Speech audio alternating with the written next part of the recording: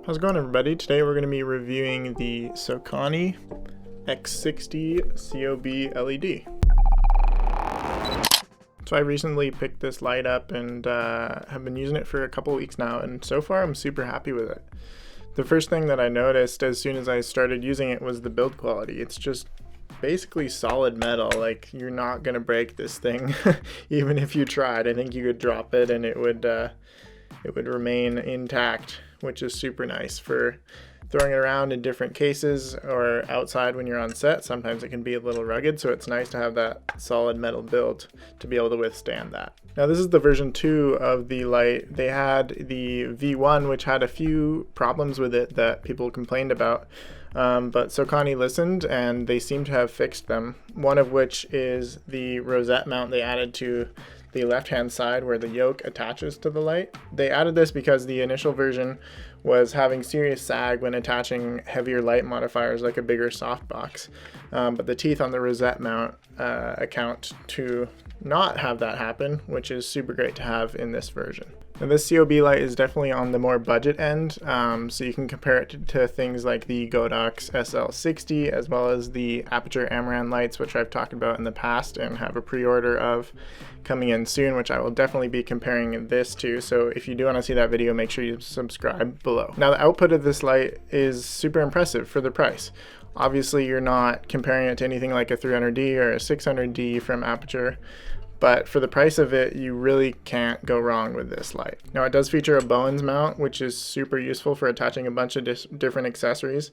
I have a bunch on the way. I ordered some barn doors as well as a softbox just to be able to modify the light in the way that I wanted. Now, as far as lighting controls, it does have a bunch of different lighting effects such as flickering, faulty bulb, lightning, etc. I personally don't use those a ton. They're kind of niche effects to use, but they are there if you want to use them. Now, this is a daylight balance light and is completely dimmable from 1 to 100%. But one thing I did notice is the 1% brightness is actually quite a bit. It doesn't get very dim, and I don't know that it would actually qualify as 1% of the complete brightness of the light. So that is something to keep in mind if you're trying to shoot in a night scene or something similar to that. The light is powered via DC in via a 15-volt cable. Now, I have seen some people mod some cables to be able to power it with Sony NPF batteries or V-mount batteries.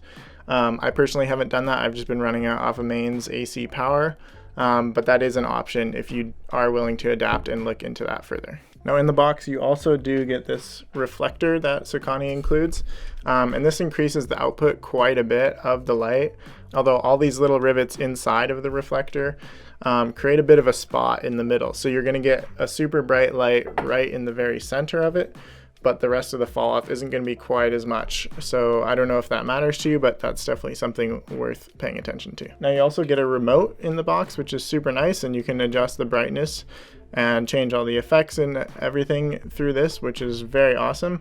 But it was a little confusing because there is an on and off button on this remote, and that button is actually only to turn the remote on and off. You can't actually turn the light itself on and off with the remote, which is a little bit of a disappointment. That said, it is nice to have if your light is mounted high up and you need to control the brightness or change the effects from far. You can use the remote. Now, it also comes with a super nice soft carrying case. It's got some rubber feet on the bottom, as you can see, which is super, just adds a little bit of ruggedness to it. And inside it is fully padded to keep your light nice and safe when you're on the go. Now, they've also thrown in a bunch of different color modifiers to attach to the reflector itself. I have a blue one, a green one, white for diffusion, orange, red, and these can just slap onto the outside of the reflector out here if you do want to get a different sort of tint to your light. I personally would rather just gel the light if I wanted a different color, because you're not going to get as much light loss as these are pretty thick and you're going to lose a bunch of the output through them. But it is nice that they throw that in there regardless. The bowens mount on this light did feel very secure. It felt like it was holding the reflector, and other modifiers pretty well, which is nice to see, because I have heard some problems in the past or some other cheaper lights is that there is quite a bit of wiggle room in there, which is not desirable. I do kind of wish the yoke was on both sides of the light. It is only a single-sided yoke. It does hold the light nice and fine, and it doesn't feel like it's gonna fall off, but it would just be nice just to have that security. Now the fan noise, again, is something they changed on the V2 of the X60 to improve it quite a bit. The V1 had a lot of problems with fan noise, and from what I heard and from what the research I did around it, it was basically unusable. But the X60 is much improved, and you can totally use it in a recording environment, especially if your mic is in front of the light, which in a normal environment it should be. I'll just plug it in here so you can get a quick audio test and see how loud it is for yourself. This is with the light about a foot away from the microphone.